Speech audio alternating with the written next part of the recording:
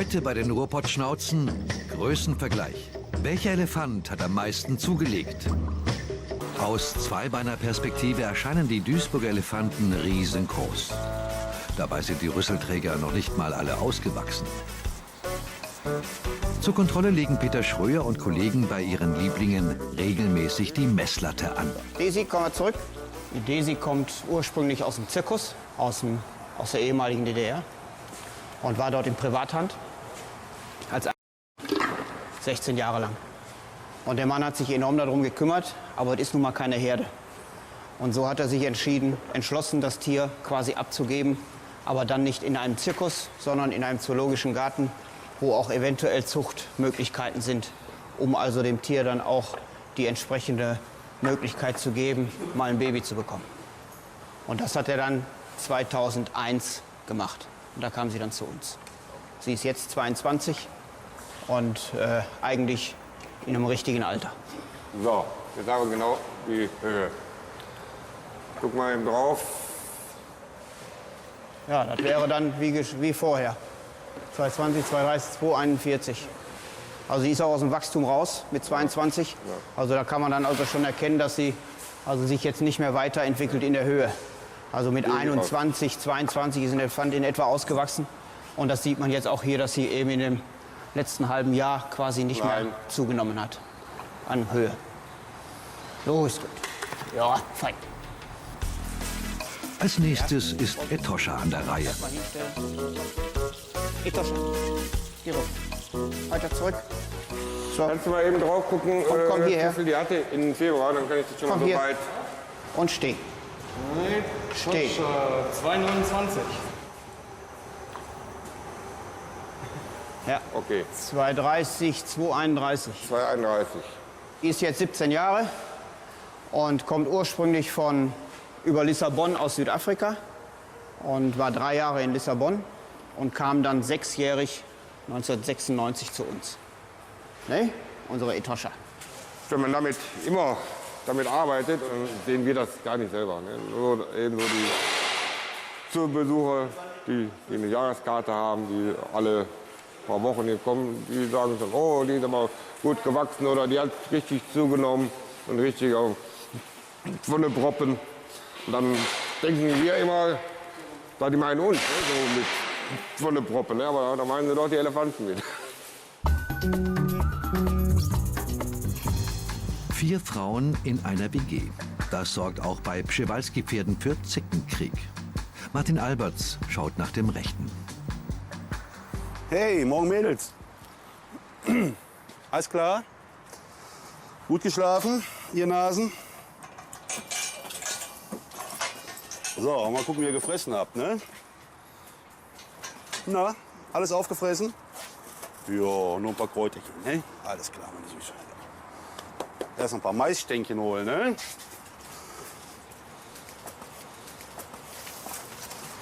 Oh, na lauf, ist gut. So, jetzt gibt es erst noch ein paar Maisstangen. Dann sind die Jungs so ein bisschen abgelenkt hier. So was zu kauen und ich kann in Ruhe das Gehege sauber machen. Ansonsten würden wir nur zwischen den Beinen rumlaufen und mich beim Arbeiten stören. Das ist immer ganz gut, wenn man die ablenken kann. Noch sind sie ganz ruhig, aber wir haben die 2 kleineren Stuten erst aus Köln bekommen. Hallo meine Süße, das ist eine davon. Und das ist so, dass die älteren Stuten natürlich in der Rangfolge höher stehen und natürlich ihren Futterplatz verteidigen. Das heißt, die müssen sich erstmal hier einleben und müssen auch lernen, sich unterzuordnen. Und Wildpferde sind nun mal nicht zimperlich miteinander. Da gibt es schon mal anständig vor die Glocke. Kann man auch an diversen Narben am Kopf und am Fell sehen, dass die nicht zimperlich miteinander umgehen. Das schadet denen natürlich nicht, das liegt in ihrer Natur, sich auch mal zu käbbeln und durchzusetzen. Aber es dauert seine Zeit, bis die Tiere so ihren Platz in der Herde gefunden haben. Auch bei den Mahlzeiten kennen die Damen kein Pardon. Ja, auch hier am Futterplatz ist das so, dass ich darauf achten muss, dass nicht alles auf einem Haufen liegt, sondern dass man das schön verteilt und so eine lange Reihe hier macht. Weil es ist so, dass sich dann die Ranghöhere natürlich die besten Brocken aussuchen. Beispielsweise Luzerne, Klee, das mit unterm Gras ist. Das wird sehr gerne genommen, weil es gut schmeckt und weil es sehr eiweißreich ist. Und das, was nicht so gern gefressen wird, ist beispielsweise der Sauerampfer, den man da vorne liegen sieht, die großen Blätter. Das ist halt sauer, sagt der Name schon. Das essen sie auch schon mal, aber nicht sehr gern. Das bleibt dann liegen. Und das bleibt dann gerne für die zurück, die nicht so viel zu melden haben. Die asiatischen Paarhufer waren schon fast ausgestorben. Nur die kontrollierte Zucht hat den Fortbestand der Art gesichert. Ja, das sind Tiere, die eigentlich zu einem Ausbildungsprogramm gehören. Das ist sehr erfolgreich und vielversprechend, dieses Programm. Die Tiere haben sich auch in freier Wildbahn schon wieder unglaublich gut gemacht und fangen auch da schon wieder an, sich zu vermehren. Das Problem ist natürlich, wie bei allen anderen Tieren, die man ausbildet, auch, ob der Lebensraum noch vorhanden ist. Und dass es dann halt nicht zu viele Tiere werden, die dann ausgebildet werden. Aber darauf achten die Leute dann schon, die dafür zuständig sind. So, Mädels, bis heute Mittag.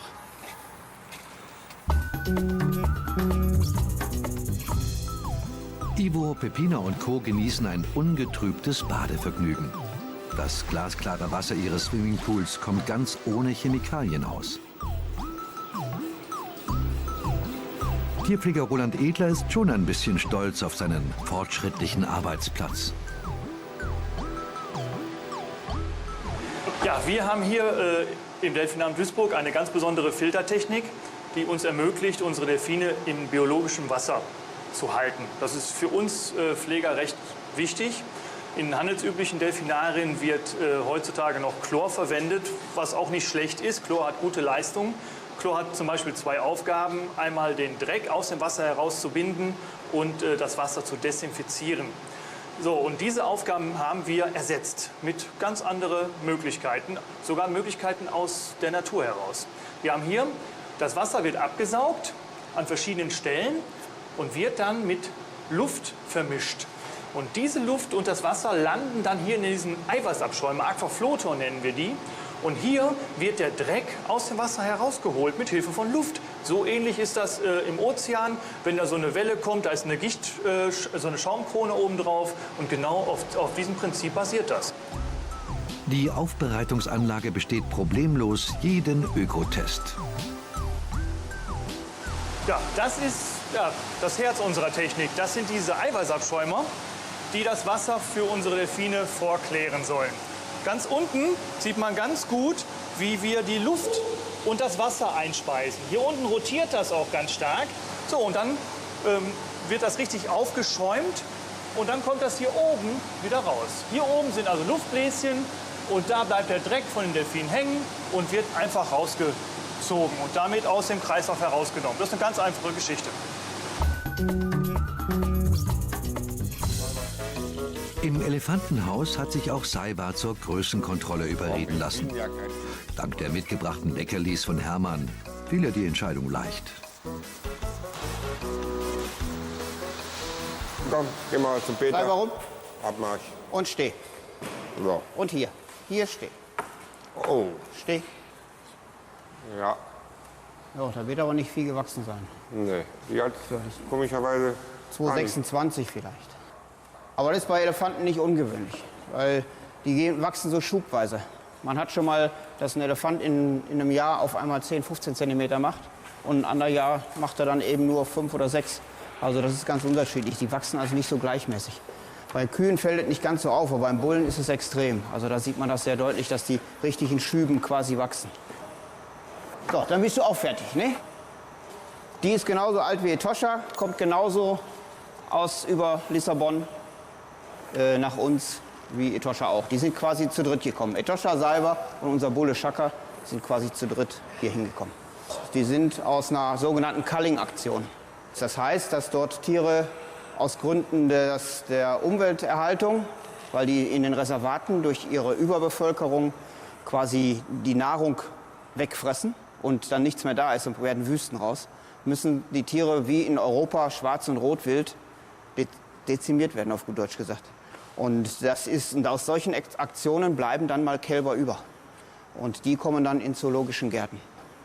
Wenn ein Elefant zu klein wegkommt von der Mutter oder zu früh und dann vielleicht auch in den Anfangsphasen ernährungsmäßig nicht so richtig passt, dass er nicht richtig frisst und so weiter, dann kann er natürlich ein bisschen zurückbleiben. Und das wird er natürlich auf Dauer nicht aufholen können. Und deshalb hat man natürlich dann auch schon mal, dass man Elefanten hat, die etwas kleiner sind. Also deutlich auffällig ist sowas in einem Zirkus, wo auch das Platzangebot nicht da ist. Dann ist das wie so ein Goldfisch im Aquarium.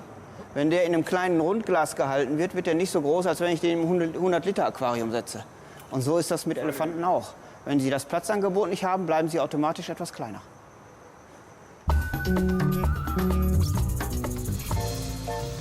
Seehunddame Baby hat vor 5 Wochen Nachwuchs bekommen. Dabei ist sie schon jenseits der 40. Helmut und Yvonna wollen die betagte Mama jetzt entlasten. Das Baby muss lernen, Fisch zu fressen. Mal gucken. Und damit Mama auch jetzt ihre Ruhe hat, setzen wir sie ab.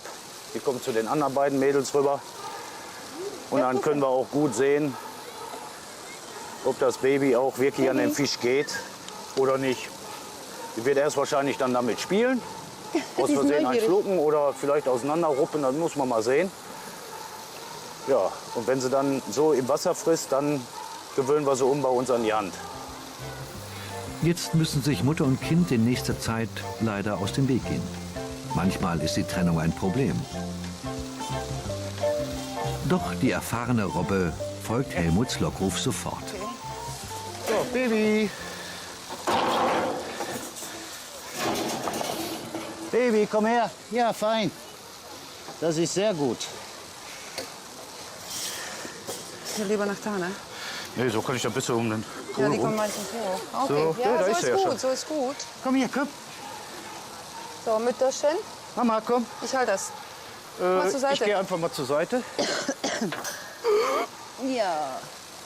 Na komm, Baby. Ja, genau so haben wir uns das vorgestellt. Wenn sie mal rüber geht, super. Wiedersehen. Ja, aber willst du noch Das besser? war super gut. Also wenn die Oma jetzt nicht so freiwillig rübergegangen wäre, hätten wir die scheuchen müssen, drücken müssen, also ein bisschen Stress verursachen, das wäre nicht so gut. So ist das natürlich am besten. Und wir wissen, wenn das Wasser abläuft, dass sie sich automatisch Richtung Land bewegt. Und so war das natürlich super gut. Damit die Zoobesucher die großen Tümmler stets gut sehen können, scheuen die Duisburger keine Kosten und Mühen.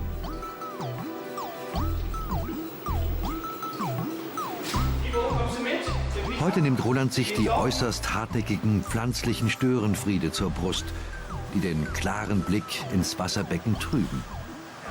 Die Algen, die wachsen bei uns ziemlich schnell, gerade jetzt, wo wir die Sommerzeit haben. Und auch wenn ein bisschen wenig Sonne da ist, die Algen interessiert das nicht, die wachsen dann trotzdem fleißig vor sich her. Und bevor die richtig hartnäckig werden, muss ich die schon mal vorher ein bisschen ankratzen sozusagen. Und deswegen muss ich jetzt rein und mal ein paar hartnäckige Algen lösen. Und ich weiß, das ist für mich eine sehr schwierige Aufgabe. Das ist ein ziemlicher Maloch. Ivo ist dabei leider keine große Hilfe. Allein ist Roland bei der Schmutzbekämpfung aber trotzdem nicht. Unterstützung bekommt der Tierpfleger von einem fleißigen und sehr schweigsamen Mitarbeiter. Ja, das ist sozusagen unser Freund, würde ich mal sagen. Die Maschine hilft uns beim Saubermachen der Algen, also beim Wegmachen der Algen. Diese Maschine kann pro Tauchgang, also pro Stunde, fast 5 Taucher ersetzen. Früher mussten wir immer eine Handbürste nehmen und diese Handbürste damit die Algen entfernen. Und das war wie eine Autobahn sauber machen mit der Zahnbürste. Und jetzt haben wir die gekriegt aus Amerika. Die war auch richtig teuer. So, und die ersetzt halt 5 Taucher und die macht auch deutlich besser sauber. Die Hausherren haben sich mit der neuen Putzkolonne noch nicht so recht angefreundet. Sie sehen sie sogar als Konkurrenz. Ja, die Delfine, die mögen die Reinigung nicht ganz so gerne, weil die Maschine auch ein paar Geräusche macht. Und, aber viel schlimmer ist, dass ich mich nicht um die Delfine kümmere, weil ich arbeiten muss. Die Arbeit ist unter Wasser sehr schwer und ich muss meine ganze Aufmerksamkeit auf die Maschine übertragen. Die werden einfach nicht von mir beachtet und deshalb hauen die dann auch ab. Elefanten leben gesund vegetarisch. Trotzdem müssen sie regelmäßig zur Gewichtskontrolle. Ja, die Frauen, die wollen immer gerne mal mogeln. So, komm hier, gerade auf die Waage, komm hier hin. Diese hier. Hier hin. Hier. Hoch, steh. Steh. Wie viel hat sie, Peter? 2174. Hey, mein kleiner Wonneproppen. 24 Kilo zugenommen. Gewicht schwankt natürlich bei Elefanten extrem. Die brauchen nur, jetzt sagen wir mal, noch nicht gekotet haben. Wenn die dann jetzt einen Haufen fallen lassen, sind die 20 Kilo schon bald wieder weg. Also das ist schon unterschiedlich. Je nachdem, wie sie Futter mal aufnehmen, mal was mehr, mal was weniger. Wie bei uns auch, da sind dann auch die Schwankungen. Und die kriegen sie nur schneller weg wie wir. Wenn ein Elefant gar nicht zunimmt, beziehungsweise dann abnimmt, ja, dann kann man dann auch schon erkennen, dass da etwas nicht in Ordnung ist, ne? Dass er gar nicht gesund ist eventuell. Dann kann man dann dementsprechend dem Tierarzt Bescheid sagen. Der macht dann mit Untersuchungen, so mit Abnehmen, so mit Blut abnehmen. Und dann kann man dann auch eventuell feststellen, ob der Elefant was hat. Wenn man natürlich einen Elefant mal irgendwie behandeln muss über Medikamente, was dann gewichtsmäßig ausschlaggebend ist, ist es natürlich günstig, wenn man das genaue Gewicht vom Tier hat, um dann auch die Medikamente optimal zu dosieren.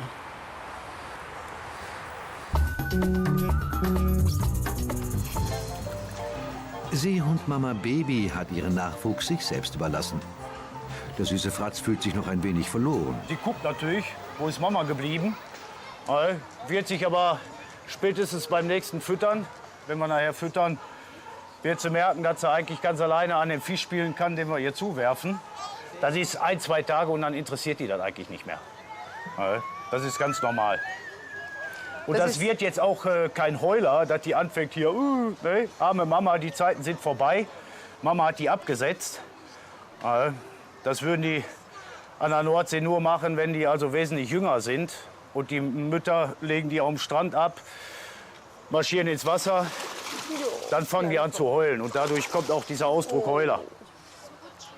Sie guckt erstmal, ist alles neu. Mutter ist weg, Wasser läuft ab. Was passiert jetzt? Das ist alles ein Skandal. Komm, ich helfe dir. Oh, boah, du bist ein Böser. Was hat er gemacht jetzt, kleine Frau? Komm mit. Komm. Das sieht sehr gut aus. Jetzt lassen wir Wasser rein, schieben wir wieder zu. Oma, Und dann läuft langsam der Teich wieder voll, dass sie dann auch im Wasser mit dem Fisch spielen kann. Normalerweise waren alle Babys von unserer Oma sehr pfiffig. Die waren innerhalb einer Woche auf Fisch umgestellt. Für uns ist das mit den Jungtieren jedes Mal aufs Neue schön. Weil wenn Jungtiere zur Welt kommen, wenn die Tiere sich hier vermehren, fühlen die sich wohl. Das ist das Erste für uns. Ja, und so ein Zwerg immer wieder aufwachsen zu sehen, ist natürlich schön, ne, Papa? Ja, ach so, du meinst mich? Ja.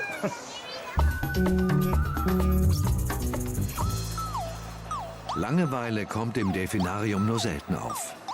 Während Roland schrubbt, sorgt Thomas Lange für das Unterhaltungsprogramm der intelligenten Meeressäuger. Okay, Peppina, rutsch du mal rüber zum Sven. Rutsch du mal rüber. Und der Ivo kommt zu mir, ha? So. Gucken wir dir noch mal gut ins Maul. Gucken wir uns mal die Zähne an. Oh, das sieht doch gut aus. Das sieht alles schön aus. Genau, lass mich das Zahnfleisch ein bisschen wegdrücken, damit man auch alles sehen kann. Genau.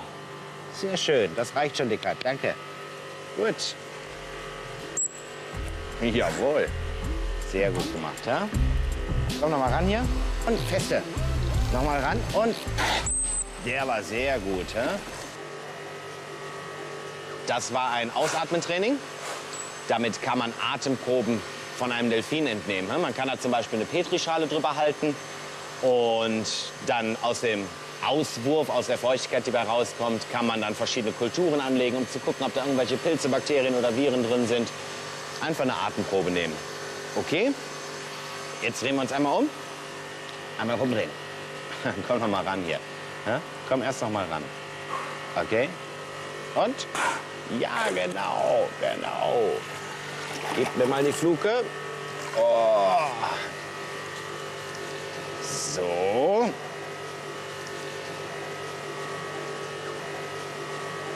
Ganz locker lassen hier. Locker lassen. Locker. Du bist ganz steif, Dicker. Hm? Ganz locker lassen, genau. Sehr schön. Ganz entspannt da liegen, das ist das Wichtigste. Sehr schön. Das medizinische Training ist einfach die beste Möglichkeit, um Vorsorgeuntersuchungen zu starten. Man kann so auf diese Art und Weise dem Delfin die verschiedensten Proben entnehmen, ob das Blutproben, Kotproben oder Atemproben sind. um zu untersuchen, ist mit den Tieren noch alles in Ordnung. Einen Großteil der Übungen wiederholen wir täglich. Es gibt ein paar Sachen, die wir nicht täglich machen, weil die einfach zu zeitaufwendig sind. Und weil wir auch nicht jeden Tag das gleiche Programm durchspulen wollen. Ne? Aber solche Sachen wie, dass der Delfin die Fluke auf den Schoß legt, damit der Tier jetzt Blutprobe nehmen kann, das versuchen wir schon täglich zu machen. Weil das einfach die wichtigste Übung für den Tierarzt ist. Und da brauchen die Tiere einfach die Routine. Das war richtig gut. Richtig gut war das, ja? Richtig gut.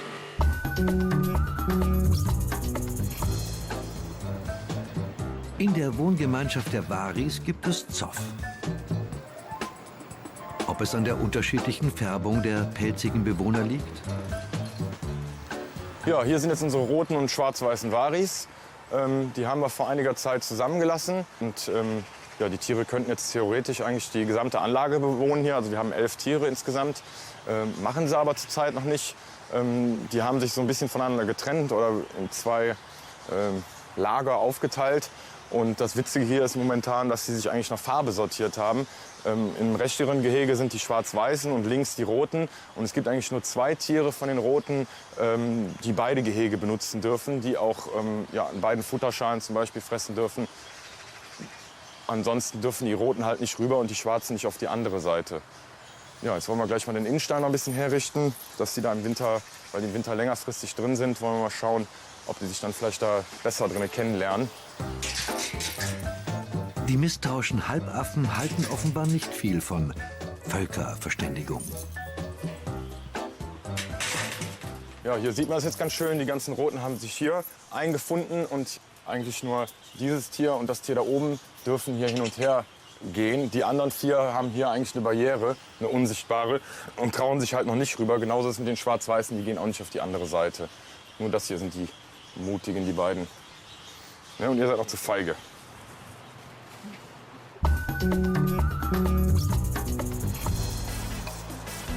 Langsam aber stetig arbeitet Chaka daran, ein ganzer Kerl zu werden. Auf dem Programm stehen Krafttraining und ausgiebige Mahlzeiten. Hermann und Peter wollen heute kontrollieren, ob sich seine Anstrengungen gelohnt haben.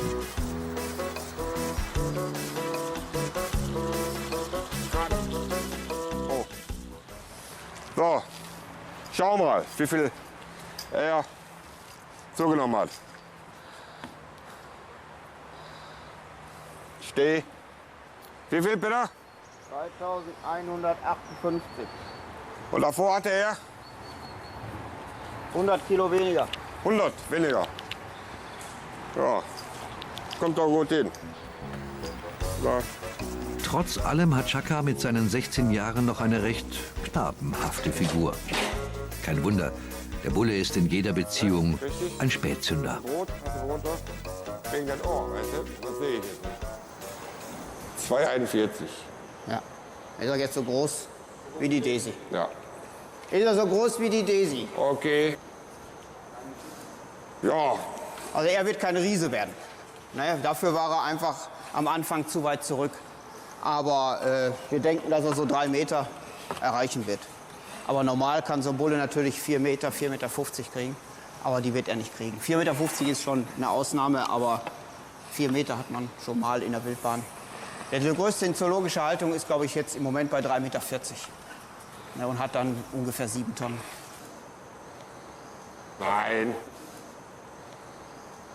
Chaka, Chaka, warte. wir haben gemessen. Du kannst jetzt gleich nach den Mädels. Was hältst du davon? Nicht viel, ne? Ja, der soll mal Babys machen. Dann soll er mal gucken, was er da mal was bringt. Also normal ist es, dass also in dem Alter die Bullen eigentlich schon längst decken. Also wir vermuten einfach, dass es einfach, weil er sehr früh von der Mutter wegkam, dass es einfach alles so ein bisschen zurückgeblieben ist. Und er dadurch eine etwas längere Entwicklungsphase braucht wie die Bullen normal. Und daher denken wir aber, dass es jetzt wohl dieses Jahr vielleicht nicht mehr, aber nächstes Jahr endlich funktioniert. Ne? Ja, okay, wir gehen nach den Mädels. Ne? Ivona Brandt und Azubi Bianca Königshausen haben heute noch eine kulinarische Mission zu erfüllen. Wir gehen jetzt gleich Seehunde füttern und ganz speziell werden wir uns auf die kleine Seehunddame konzentrieren, die wir heute von der Mutter getrennt haben. Dann schauen wir mal, was die mit dem Fisch anstellt, ob die damit spielt, sofort oder später. Und davon ist abhängig, wie schnell die auf Fisch umgestellt wird. So, jetzt nehme ich handvoll Sprossen für die kleine Frau. Das ist nämlich die Größe, viel passender fürs Baby, damit sie dann dran naschen kann und damit spielen kann. Die schwimmen so schön im Wasser. Die macht damit immer Kunststücke. Und irgendwann mal wird die aus Versehen bestimmt schlucken. Und dann bekommt die noch ein paar Heringe dazu als Auswahl. Und dann kann sie entscheiden, was der mehr schmeckt. Seehunde sind keine Kostverächter. Rund 3 Kilo Fisch verdrückt jeder am Tag. Mal sehen, ob auch der jüngste Spross an den Köstlichkeiten aus dem Meer Gefallen findet. War das noch so hoch? Achso, da war ja noch der doppelte Gitter, genau. Ja, Mäuschen. So, das ist jetzt das erste Mal für die kleine Frau, dass sie Fisch bekommt und alleine damit spielen kann. Aha. Die hat es versucht, schon bei den Fischen, wenn die Mama satt war, da hat sie ja schon versucht, damit zu spielen. Aber die hatte eher Spaß dran, dass der Fisch sich gedreht hat und Pirouetten gemacht hat. Aber gekaut hat sie noch nicht. Das hoffen wir jetzt eben, dass sie das macht, die nächsten Tage. Ja, und jetzt schmeißen wir ein paar Mal so Fische rein und gucken, was sie damit macht, ob die überhaupt sofort Interesse zeigt. Ja, das Auf jeden Fall spielt, also wenn ich mich jetzt an die anderen Mal erinnere, die spielt auf jeden Fall direkt damit. Das sieht gut aus. Die sind von Natur aus auch sehr verspielt. Und da setzen wir natürlich drauf, dass das so am besten geht. Vor allem, wenn die alleine sind. Ne? Die nimmt den mit. Ja, sie hat ihn mitgenommen. Ja, das ist doch prima. Hör mal, wenn der jetzt verschwindet auch noch in den Tier, verschwindet, das wär dann ist das die schnellste Robbe der Welt. Also ich glaube, dann sollte ich jedes Mal mitkommen. Ja, das stimmt. Weil letztes Mal beim warst du auch letzten dabei. Mal war ich ja auch dabei, genau. Ja. Wo ist der Fisch? Immer noch im... Okay. Da hat sie noch. Der steht Ja, dir aber gut. guck mal. Die hat Spaß dran, dass sie sich dreht. Also wie ein Spielzeug für Ja. sie im Moment. Bis er irgendwann mal so, ups, Bis die irgendwann mal Rachen reinbeißt und vielleicht feststellt, oh, da ist irgendwie ein Geschmack, den ich noch nicht kenne. Beißt man noch mal rein. Und dann landet ein Stück Fisch aus Versehen vielleicht im Mund. Dann schluckt sie aus Versehen. Und das ist so ein Prozess eben, was alle Jungtiere durchmachen. Ja. Die großen Tümmler werden langsam ungeduldig. Seit Stunden schon lässt Roland sie quasi links liegen. Stattdessen kniet er auf dem Boden ihrer Badewanne und schrubbt. Und das scheint ganz schön anstrengend zu sein. Nach einer ganzen Weile taucht der erschöpfte Putzteufel wieder auf. Die reinste Sisyphus-Arbeit. Wir versuchen so 2-, 3-mal die Woche hier reinzugehen. Aber wenn ich ehrlich bin, wir müssten jeden Tag reingehen, damit wir einmal so einen Standard halten können. Aber das schaffen wir vom Personal nicht. Und ja, man ist ja auch mal krank, Erkältung, gerade im Winter, das schaffen wir nicht. Also wenn wir Glück haben, 2-mal die Woche. Aber wirklich, da ist schon viel Glück dabei. Ivo und seine Damen ahnen nicht, welchen Gefallen ihnen Roland getan hat. Also wenn man sich vorstellt, früher hat man einfach nur den Chlorhahn aufgemacht und dann war das Wasser sauber. Und heute Schrupperei ohne Ende. Es ist irgendwo schon nervig. Man macht das aber für die Tiere, man macht das auch für die Besucher. Und das ist einfach schöner, ohne Chlor zu arbeiten, aber ist schwieriger. Und naja, wir werden noch ein paar Jährchen damit leben, denn eine andere Lösung gibt es nicht. Entweder Natur oder Chemie.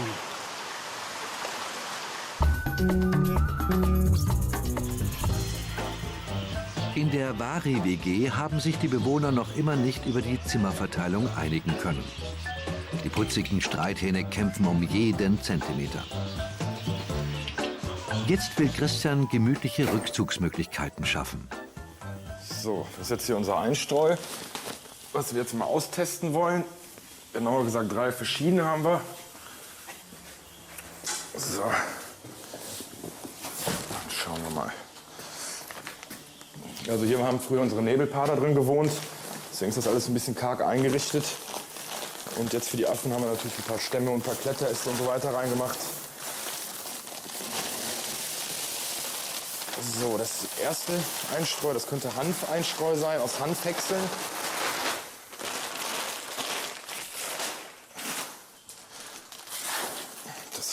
Stroh einstreue. Also gehäckseltes Stroh ist das.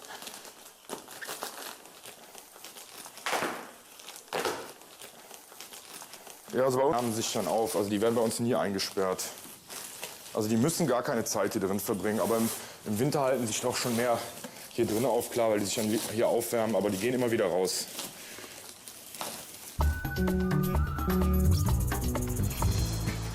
Fossas sind uralt. Bereits seit 65 Millionen Jahren existieren die Schleichkatzen. Revierleiter Mike Kirschner hat sich der Zucht der flinken Raubtiere verschrieben. Seit 7 Jahren kümmert er sich um den Fortbestand der vom Aussterben bedrohten Exoten. Sein Einsatz hat sich offensichtlich gelohnt.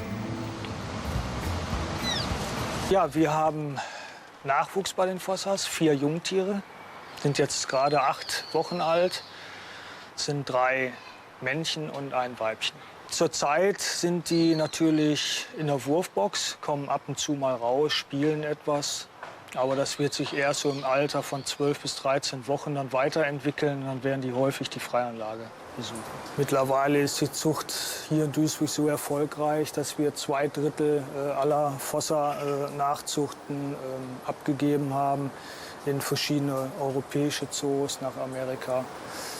Die ist jetzt im Moment etwas nervös, weil die jetzt Wochen abgeschirmt war.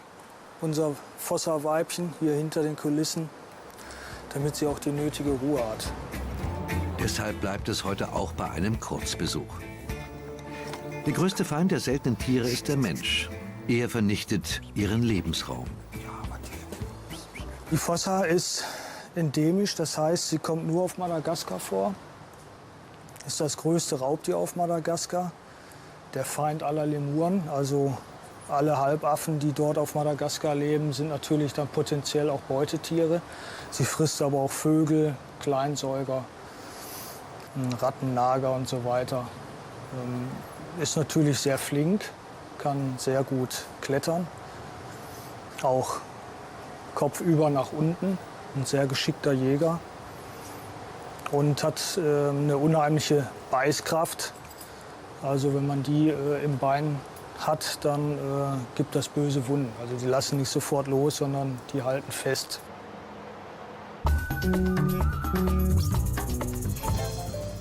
Der Seehund-Nachwuchs sorgt heute für eine kleine Sensation im Revier. Ivona ist begeistert. Das ist das erste Mal, dass ein Jungtier an dem gleichen Tag, wo Mutter abgesetzt wurde, den Fisch geschluckt hat. Nicht schlecht. Ich glaube das nicht. Ja, 4,5 Wochen. Du. Ja, das gibt's doch gar nicht. Kleine Frau. Und jetzt holt die den noch aus der Hand. Das gibt's doch gar nicht. Nee, das ist noch zu früh zu der Hand. Ich kann es nicht fassen. Ja. Beim letzten Mal war das schon schnell, aber das war der 5. Tag, wo du das gesehen hast. Ja. Und das ist jetzt der 1. Tag. Unglaublich. Guck mal, wir sind hell. Und der 2. Guck mal. Die macht richtige. Hör mal, das ist die pfiffigste Robbe, die wir je hatten. Jetzt zerfetzten aber. Die Hochbegabte macht es Ivona und Bianca wirklich leicht. Damit steht einer glücklichen Zoo-Zukunft nichts mehr im Wege. Guck mal. Und wow, wie eine große. Wir versuchen die Tiere an uns dran zu gewöhnen, an die Hand, damit wir immer wieder drankommen, wegen medizinischen Training.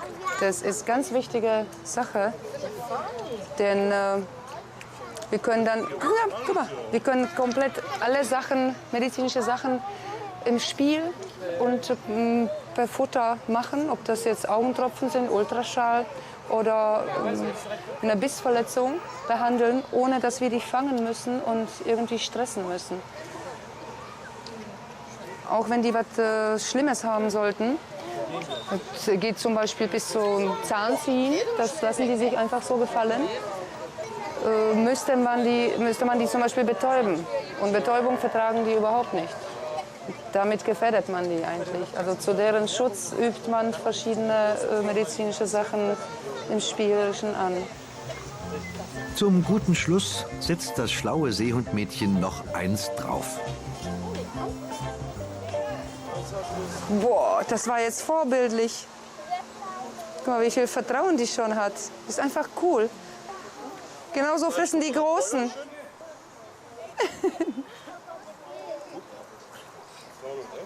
Wahnsinn. Das ist ein sehr schönes Gefühl, dass du wirklich so den ersten Fisch bei mir aus der Hand genommen hast. Ja, es macht dann doch so einen Tag sehr, sehr schön. Ja, das macht uns sehr glücklich, stolz und alles zusammen. Also, obwohl das an dem Tier liegt. Ne? Das Tier ist sehr ausgeglichen. Alle ihre Babys von unserer Oma waren eigentlich sehr pfiffig. Das heißt, mit anderen Worten, wenn die kleine Frau 2-3 Tage den Fisch ganz gut aus der Hand nimmt, und dann aber auch Hering frisst, dann können wir komplett den Zaun abbauen und dann können die alle zusammen schwimmen. Und das ist natürlich viel schöner. Dann muss sie nicht getrennt sein. Ach, du hast kann sie sich austoben mit den Tanten und mit Mama.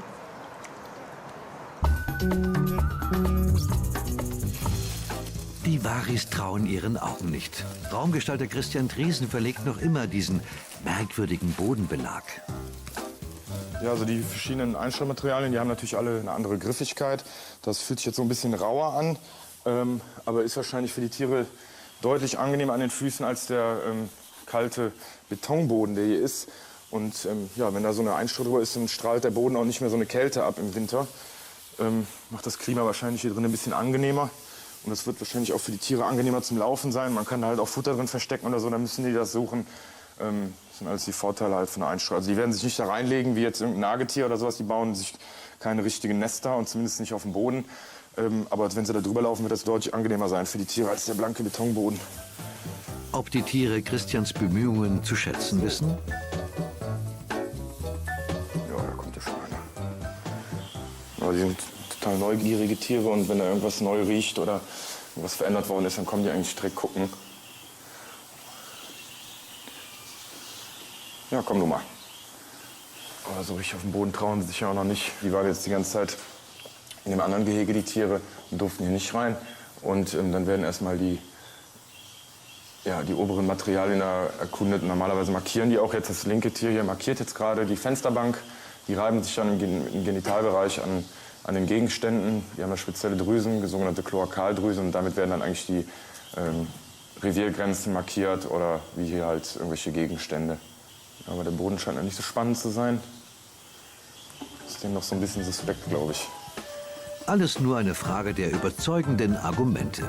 Gut, dass Christian nicht mit leeren Händen dasteht. Ja, also Angst haben sie vor dem Boden zumindest schon mal nicht. Trauen sich ja drauf. Das ist doch schön weich, oder? Fossas gehören zu den Raritäten des Duisburger Zoos.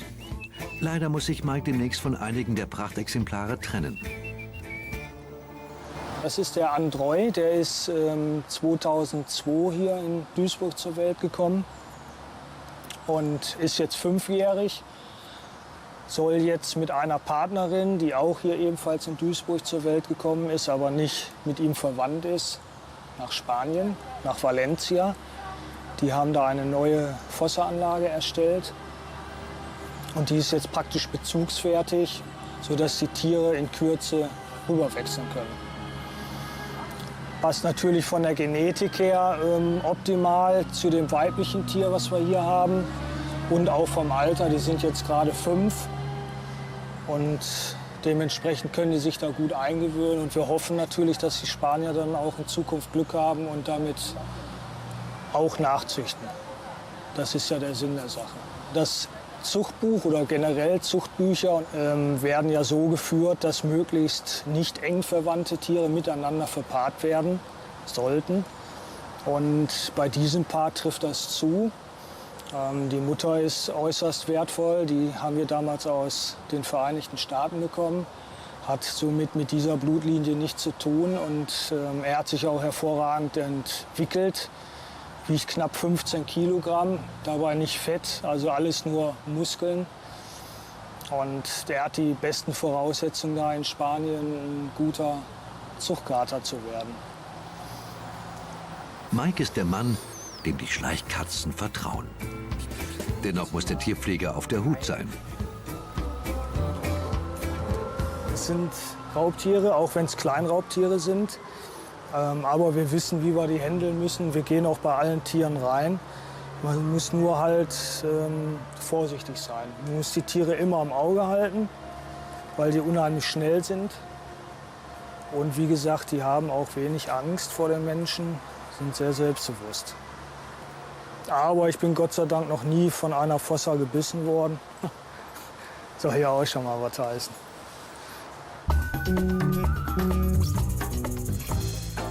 Christian versucht für heute ein letztes Mal zu schlichten. Der Revierchef will die Streithähne mit einem verlockenden Angebot beschwichtigen. Ja, also hier sieht man das jetzt ganz schön, dass die Varis hier noch nicht so eine richtige harmonische Gruppe bilden. Hier vorne ist so ein Loch im Gitter, da könnten die eigentlich beide Gehege benutzen. Aber hier die Schwarz-Weiße zum Beispiel, die traut sich jetzt nicht hier rüber zu kommen, obwohl ich Futter habe, weil die Roten direkt hier sitzen und die dann sofort angreifen würden. Manchmal dürfen 2 von den Schwarz-Weißen zumindest bis hier vorne auf den Stein, aber weiter dann auch nicht. Aber die trauen sich jetzt gerade auch nicht. Ah doch, da kommen die beiden. Mal gucken, wie weit sie heute gehen dürfen. Ah, da gehen die sofort wieder einen drauf. Da werden zumindest angedroht. Die Varis, die sind fast so schlimm wie die Katas. Bei den Katas sind die Streitereien noch ein bisschen heftiger. Da artet das häufig noch mehr aus, aber die sind auch schon nicht ohne. Also die beißen sich heftig und können sich sogar Teile der Gliedmaßen abbeißen. Sprich, die können sich Finger abbeißen oder ganz derbe Verletzungen im Kopfbereich. Hatten wir das eine hier richtig skalpiert war, aber das ist alles wieder nachgewachsen. Ja, also die sind schon nicht ohne. Also untereinander gehen die aufeinander los wie die Kesselflicker. Ne? Die Varis, das sind eigentlich zutrauliche Affen und wir forcieren das Ganze noch ein bisschen, indem wir die halt ständig immer aus der Hand füttern. Also bei sämtlichen Reinigungsarbeiten bekommen die was aus der Hand und die Hauptfütterung bekommen die auch einen Teil aus der Hand. Das, sprich, wir füttern die 3, 4, 5 Mal am Tag aus der Hand und dadurch werden die halt sehr zahm und zutraulich und die haben halt auch so ein bisschen so ein Kuschelbedürfnis. Also die mögen das auch, gekraut zu werden, teilweise richtig wie so eine Katze.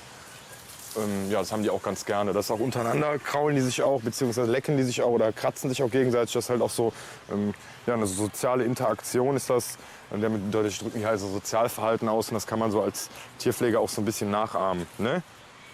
Die Mäuse? Ja.